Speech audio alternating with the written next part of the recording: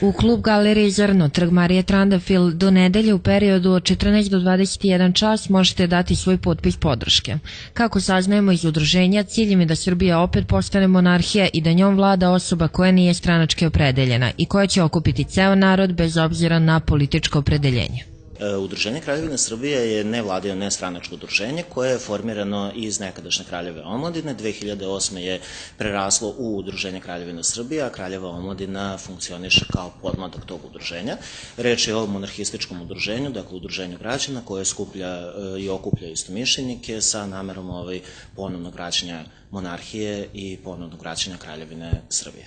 Kako saznajemo, do sada su skupili i više potpisa nego što su očekivali i nadaju se da će na kraju broj potpisa podrške biti daleko veći od očekivanog. Znači, potpise se skupljaju ne samo u Novom Sadu, nego na teritoriji cele Republike Srbije.